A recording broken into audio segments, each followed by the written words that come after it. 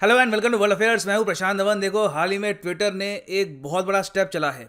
इन्होंने ब्लू बैज हटा दिया वाइस प्रेसिडेंट ऑफ इंडिया के अकाउंट से। ये बहुत बड़ी बात है। यहाँ पे आप देखोगे, ये इस पे आर्टिकल है। पूरा इंडियन मीडिया आज के समय इसको कवर कर रहा है, क्योंकि इससे साफ दिख रहा है कि ट्विटर और भारत सरकार के बीच में काफ़ी मतभेद है। यहाँ पे आप देखोगे, आर्टिकल है, Twitter has withdrawn verified badge from Vice President of India Venkaiah Naidu's personal account which has over 13 lakh followers. अब इस सब का मतलब क्या है?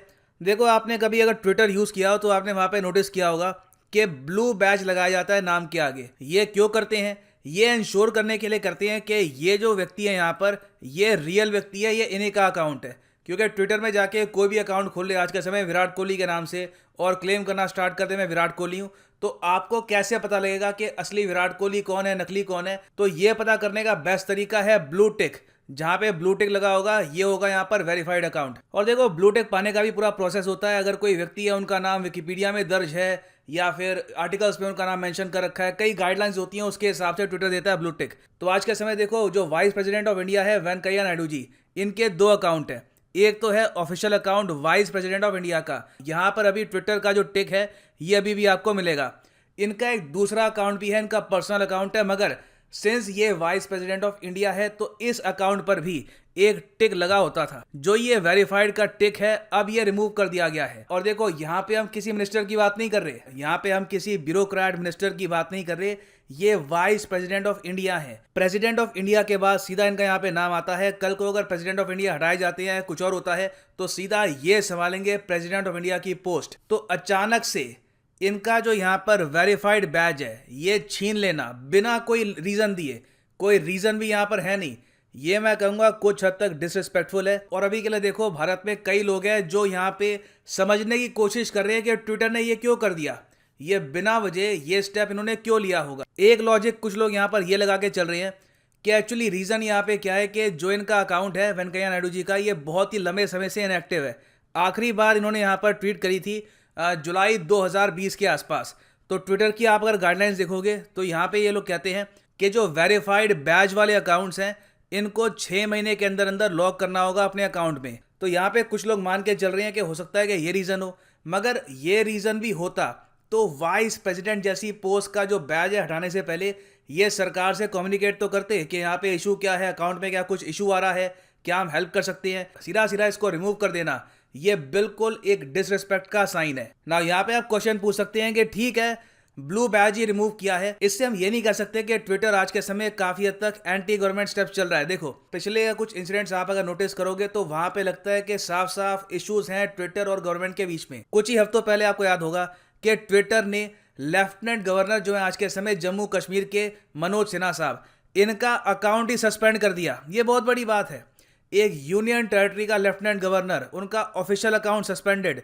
रीजन क्या दिया? रीजन देखो, इन्होंने यहां पर यह बता दिया कि इन्होंने हमारे प्लेटफॉर्म्स के रूल्स वायलेट किए थे। क्या वायलेट किए थे, क्या इशू था, ये कभी क्लैरिफाई इन्होंने किया नहीं है, मगर इनका अकाउंट सस्पेंड करना बहुत बड़ी बात थी। बाद में ऑफकोर्स सरकार ने यहाँ पे बातचीत करी होगी और इनका जो अकाउंट है ये नहीं स्टेट हुआ। उसके पहले आप अगर जाओ तो नवंबर 2020 में इन्होंने अमित शाह जी का जो ट्विटर अकाउंट है ये भी लॉक कर दिया था। जी हाँ, home minister of India Amit Shah. क्या हुआ कि इन्होंने ये कहा कि जो अमित शाह के ट्विटर अकाउंट में डिस्प्ले पे क्या ना, यहाँ पे जो डिस्प्ले फोटो होती है, इस पर कॉपीराइट क्लेम आ गया है। और फिर उन्होंने यहाँ पर यह कहा कि इस वजह से जो ये अकाउंट है इसको हम सस्पेंड कर रहे हैं। और इसके बाद जो ये अकाउंट है ये लॉक हो गया कुछ टाइम के लिए, फिर उसके बाद अकाउंट वापस रिस्टोर किया गया। तो यहाँ पे आप देख पाएंगे एक के बाद एक इंसिडेंट्स हुए हैं और ये कोई कोइंसिडेंस लगता नहीं है, क्योंकि और किसी पॉलिटिशियन के साथ ये सब ऐसा करते नहीं है। और देखो, यहाँ पे एक इंटरेस्टिंग बात ये भी है कि ट्विटर के जो ओनर है, जो सीईओ है आज के समय, जैक डॉर्सी, इन्होंने खुद ही एडमिट किया है कि देखो, हमारी जो विचारधारा है ये थोड़ी सी लेफ्ट लीनिंग है, मगर ये कहते हैं कि इसका इम्पैक्ट हमारी कंपनी की पॉलिसी पे नहीं आता। मगर शायद यहाँ पे आना शुरू हो चुका है, क्योंकि दुनिया भर में आप अगर देखो तो जहाँ भी राइट विंग गवर्नमेंट्स हैं वहाँ पे ट्विटर एक्शन लेता है। आपको पता होगा, इन्होंने डोनाल्ड ट्रंप को ऑल टुगेदर बैन कर दिया है। परमानेंट सस्पेंशन है आज के समय डोनाल्ड ट्रंप की फ्रॉम ट्विटर। फेसबुक ने भी हाल ही में बाय द वे इनका जो बैन है ये एक्सटेंड कर दिया है 2023 तक। और जो ये इनके एक्शंस हैं इसको लेकर कई प्रेसिडेंट्स ने यहाँ पर आपत्ति भी जताई है।